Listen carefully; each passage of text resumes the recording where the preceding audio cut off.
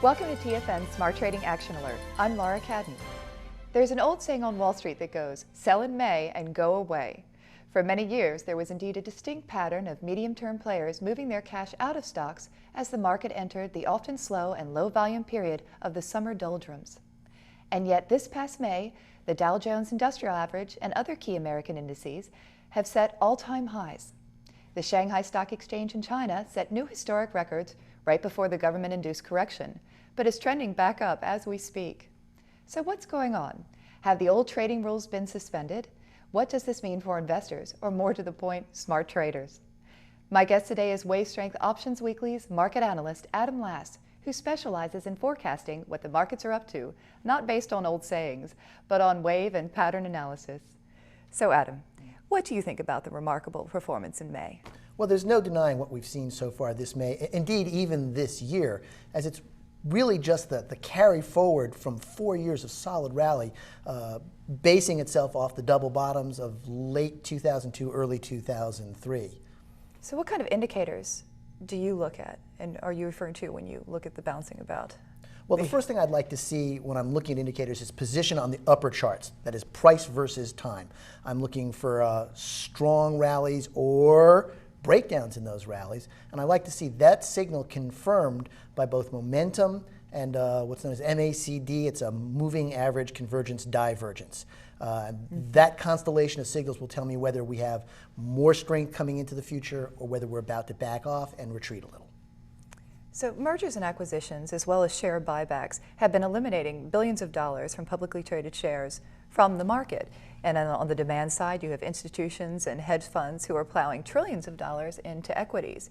Do you see this attrition in supply, as well as this dramatic increase in demand for stocks, having an actual effect on overall equity valuations?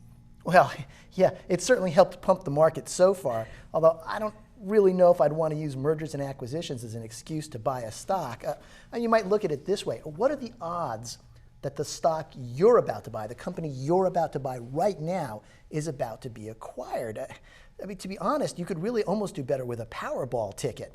And so many people get on board these rumors that they say, oh, this stock is the next one, it's the next one to go. And maybe one stock in that sector does get picked up and the rest collapse after the rumor gives out.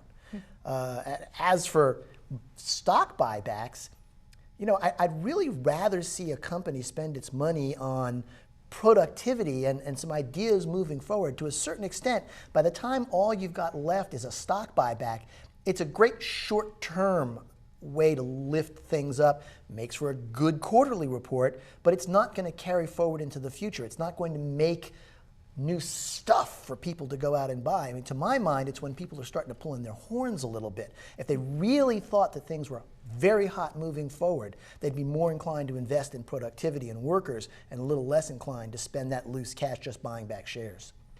Well, moving on to market conditions, I'm sure many of our short and medium-term traders would want to know where you think the major indices will be moving this summer.